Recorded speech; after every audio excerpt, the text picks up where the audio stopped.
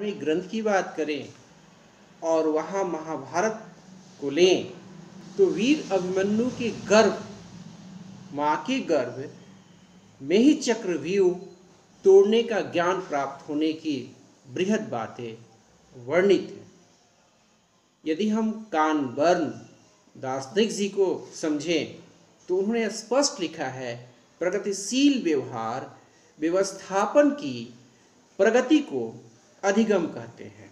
Learning is a process of progressive behaviour adaptation. क्या खूब किसी ने लिखा है। नैतिक शिक्षा, जो व्यक्ति जीवन में एक बात खोजता है वह आशा कर सकता है कि जीवन समाप्त होने से पूर्व वह उसे प्राप्त हो जाएगी। काफ़ी मार्मिक चीज़ें हैं। आज क्लास की जो हमारी समस्या है वो क्या है, ये हम जानने का प्रयास करेंगे। थॉर्नडाइक का जो शास्त्रीय प्रयोग है वो क्या है, क्लासिकल यूज हम समझते हैं। देखते हैं थॉर्नडाइक, एडवर्ड एल थॉर्नडाइक ने अपनी पुस्तक एनिमल इंटेलिजेंसी 1898 में प्रसिद्ध संबंधवाद कॉनेक्शन का प्रतिपादन किया। अधिगम मनोविज्ञान के क्षेत्र में संबंधवाद का तात्पर्य उद्दीपक के साथ अनुक्रिया का संबंध बनाना है। संबंधवाद में उद्दीपक अनुक्रिया सिद्धांत के नाम से भी हम देखते रहे हैं, जानते रहे हैं। इस सिद्धांत में व्यक्ति के जन्मजात कारकों के साथ उद्दीपक अनुक्रिया के बाह्य और आंतरिक, इंटरनल और एक्सटर्नल उद्दीपकों के मध्य व्यवहार, मिडिल व्यवहार में रहता है।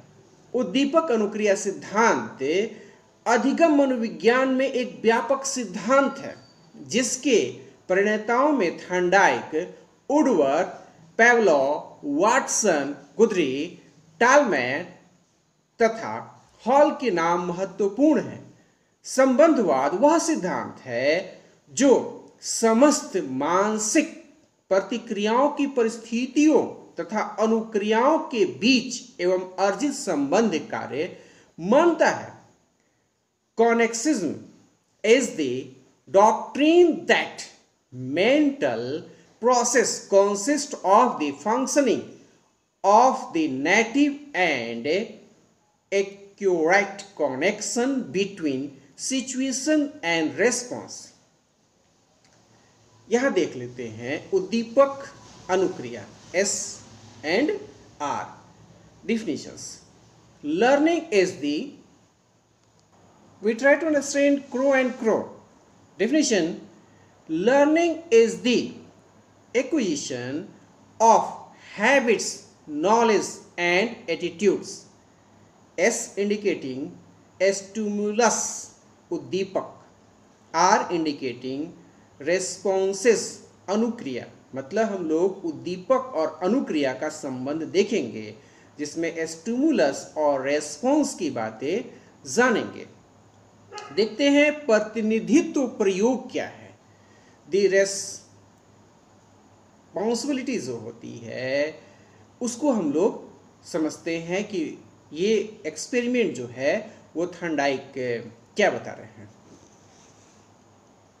द रिप्रेजेंटेटिव एक्सपेरिमेंट, थॉर्नडाइक महोदय ने अपने अधिगम संबंधी सिद्धांतों की व्याख्या करने के लिए अनेक पशुओं जैसे कुत्ते, बिल्ली, बंदर, मुर्गी इत्यादि पर उन्होंने एक्सपेरिमेंट किए हैं, प्रयोग किए हैं।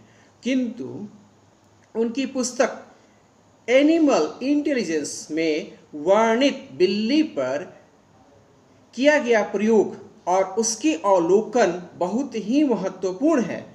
इसे उनके प्रयोगों का एक प्रतिनिधित्व प्रयोग मानते हुए उसके विवरण को हम लोग समझने का प्रयास करते हैं।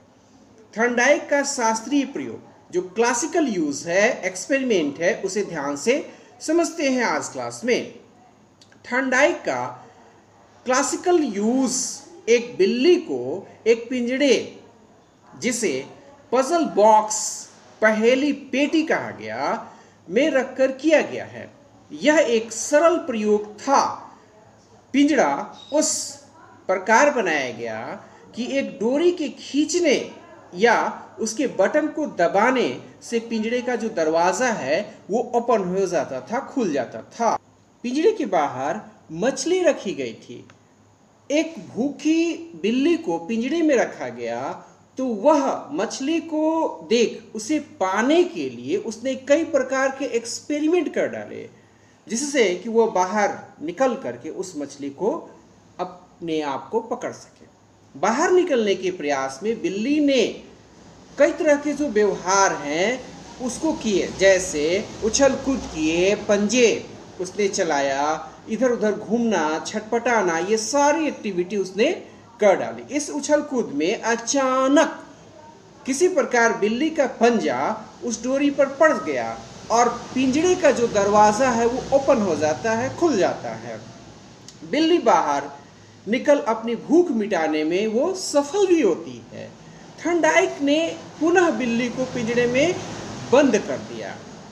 बिल्ली पुनः उस मछली को खाने के लिए और बाहर निकलने के प्रयास वो करने लगती है, किंतु इस बार उसने पहले की अपेक्षा कम उछल कूद किया और वो वहां तक पहुंचती है और कम समय में ही डोरी को ओपन करने में सफल होती है और बाहर आने में भी वो सक्सेस कर जाती है। इस प्रकार के प्रयोग के कई क्रम में थॉर्नडाइक ने यह देखा कि अगले क्रमों में बिल्ली के निरर्थक प्रयास वो कम हुए और समय भी कम लगे और वो बाहर आसानी से निकल करके उस मछली को खाने में उसने सफलता भी प्राप्त किए। त्रुटियां कम हुई और त्रुटियां कम होती गईं।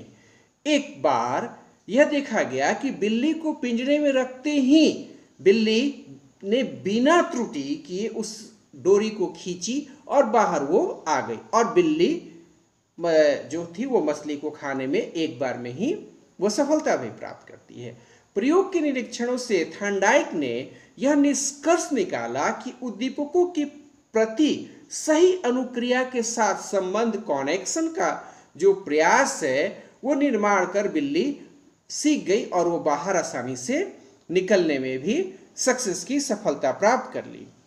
Connection between S and R. S indicating stimulus उद्दीपक, आर इंडिकेटिंग रेस्पॉन्स अनुक्रिया। मतलब हम लोग उद्दीपक स्टिमुलस और अनुक्रिया रेस्पॉन्स को यहाँ देख रहे हैं और ये बिल्ली और मछली कैट एंड फिश का जो कनेक्शन है वो इसी प्रकार है। थॉर्नडाइक के अनुसार बिल्ली द्वारा बाहर निकलने की विधि का अधिगम करने के लिए दो बातों का होना आवश्यक था। 1. बिल्ली का भूखा होना। यह इसलिए आवश्यक था कि बिल्ली अधिगम हेतु अभिप्रेरित रहे, जिससे वह प्रयास कर सके, और नेक्स्ट नंबर भोजन मछली का होना, जिससे वह भूख मिटा सके। थॉर्नडाइक ने इस प्रयोग के आधार पर अधिगम के नियमों का प्रतिपादन किया, जो पशु और मानव दोनों के अधिगम में अनुक्रिया अनुबंध संरचना SNR को ये इंडिकेट कर रहे थे, उस तरफ हमें लेकर के जान भी रहे थे। SR बॉन्ड का ये निर्माण भी और स्ट्रक्चर को भी यहाँ इंडिकेट कर रहा होता है। हम पहले भी जान चुके हैं S इंडिकेटिंग स्टिमुलस उद्दीपक एंड R इंडिकेटिंग रेस्पॉन्स अनुक्रिया। जो थॉर्नडाइक लॉज है वो लर्निंग का, उसको भी हम लोग समझते हैं कि कैसे हम लर्न करते हैं, कैसे अधिगम की बातों को जान पाते हैं, सीख पाते हैं। विभिन्न मनोवैज्ञानिकों ने प्रयोगशाला विधि द्वारा पशुओं का परीक्षण करके अधिगम के नियमों की खोज की, किंतु अधिगम के नियमों को क्रमबद्ध करने का जो श्रेय है वो थॉर्नडाइक को ही दिया जाता है, उसको ही जाता है। थॉर्नडाइक के अधिगम के नियम उद्दीपक अनुक्रिया सिद्धांत या संबंधवाद सिद्धांत पर आधारित है। इस सिद्धांत के अनुसार जब व्यक्ति के सामने एक उद्दीपक होता है तो वह उसे विशेष प्रकार की अनुक्रिया करने के लिए प्रेरित करता है। जिसमें एक विशिष्ट उद्दीपक एक विशिष्ट अनुक्रिया से संबंधित हो जाता है, उसकी इस अनुक्रिया में अधिगम की क्रिया जो है वो निहित होती है। थर्नडाइक के अनुसार अधिगम स्टिमुलस और अनुक्रिया रेस्पॉन्स में संबंध स्थापित हो रहा होता है। संबंध स्थापित करने का कार्य मस्तिष्क माइंड करता है। अधिगम की प्रक्रिया में शारीरिक और मानसिक क्रियाओं का जो संबंध होता है उसका होना आवश्यक है। विस्तृत अवलोकन से यह बात भी क्लियर हो जाती है, स्पष्ट हो जाती है कि उसके सिद्धांत, प्रयोग, विधि एवं नियम आदि अधिगम मनोविज्ञान के क्षेत्र में महत्वपूर्ण स्थान रखते हैं, जिनका शिक्षण अधिगम प्रक्रिया में सफलतापूर्वक जो प्रयोग है वो किया जा सकता है, किया जा रहा है।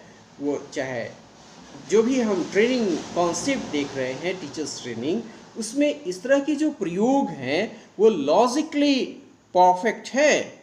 जी हाँ, क्लास में आज मैं हूँ आप लोगों के सामने डॉक्टर मनीष कुमार शशि। आज की जो टॉपिक है उसे हम लोग समझने का सफल प्रयास करेंगे। थर्नडाइक के जो क्लासिकल एक्सपेरिमेंट थे वो आज हम लोगों ने देखे। कुछ इंपॉर्टेंट जो पॉइंट्स हैं ओवरव्यू हम लोग करते हैं और अधिगम की बातों को देखते हैं। मनुष्य एक अधिगमशील प्राणी है और अधिगम प्रक्रिया उसके जन्म से ही नहीं बल्कि माँ के गर्भ से ही प्रारंभ हो जाती है। महाभारत में वीर अभिमन्यु ने माँ के गर्भ में चक्रव्यूह तोड़ने का जो ज्ञान प्राप्त किया वो आज भी इतिहास के पन्नों में दर्ज है। लर्निंग, अधिगम जीवन प्रयत्न चलने वाली प्रोसेस है। मनुष्य जीवन भर कुछ न कुछ सीखता ही रहता है। प्रारंभ में शिशु बिल्कुल असहाय और पराश्रित होता है, किंतु धीरे धीरे वह अपने आप को वातावरण के अनुकूल समायोजित करने में सफल प्रयास करते रहता है। इस समायोजन में जिस क्रिया से वह अनुभवों से अधिक लाभ उठाने की चेष्टा करता है उसे ही मनोविज्ञान ने अधिगम, लर्निंग कहा है। ये बिल्कुल क्लियर है। यदि हम लोग देखें वुड्सवर्थ को, तो वर्ड्सवर्थ की जो बातें हैं, वुड्सवर्थ की जो बातें हैं, नवीन ज्ञान और नवीन प्रतिक्रियाओं को प्राप्त करने की जो प्रक्रिया है वही अधिगम की प्रक्रिया है। The process of acquiring new knowledge and new responses is the process of learning according to Wordsworth. यदि और विद्वानों को देखें तो बहुत सारी चीज़ें अधिगम से संबंधित, लर्निंग से संबंधित वो रखते रहे हैं और हमें बहुत सारी जो कॉन्सेप्ट है वो सफलतापूर्वक बताते भी रहे हैं। प्रथम महान संपत्ति है सुंदर स्वास्थ्य, हेल्थ। थर्नडाइक की जो ये क्लासिकल थिंग्स थ्योरी देख रहे थे, एक्सपेरिमेंट देख रहे थे, इसके बाद कुछ मोरल स्टडी के जो पॉइंट्स हैं वो आप लोगों की डिमांड पर आज क्लास में हम लोग उसे देखते हैं। कहा गया कि स्वास्थ्य में आलस्य नहीं करना चाहिए, मतलब स्वाध्याय हो, स्वास्थ्य हो, इनमें हमें बिल्कुल आलस्य से दूर रहना चाहिए। स्वाध्याय और संयम से हम परमात्मा का साक्षात्कार भी कर सकते हैं। किसी ने क्या खूब लिखा है, प्रसन्नता ही स्वास्थ्य है और इसके विपरीत मलिनता रोग है। ये समझने की आवश्यकता है। हम प्रशिक्षु को, लर्नर्स को, स्टूडेंट्स को, विद्यार्थी को है, हमारी आवश्यकताएं जितनी कम होती हैं हम ईश्वर के उतने निकट होते हैं। किसी ने लिखा है, बिना देखे कभी किसी वस्तु का पान न करें और बिना पढ़े कभी भी हस्ताक्षर न करें। मेरे पिताजी अक्सर कहा करते थे, सेवा का फल कभी व्यर्थ नहीं जाता। बिल्कुल स्पष्ट है। गुरु जी की एक वाणी, जो सच्ची सेवा करने वाला है उसका प्रचार तो अपने आप हो जाता है। निश्चित रूप से ये चीज़ें जीवन में प्रेरणादायी है और इस बेस पर हमें जीवन में हमेशा आगे बढ़ते रहना है। आप लर्नर्स यदि इस क्लास की बातों को ऑनलाइन माध्यम से देखना चाहते हैं तो आप यूट्यूब पर जाएं और डॉक्टर मनीष कुमार शशि ऑथर जैसे ही लिखेंगे तो ये सारे इम्पॉर्टेंट जो क्लास की कंटेंट्स हैं वहाँ यूट्यूब पर आप इसे प्राप्त कर पाओगे।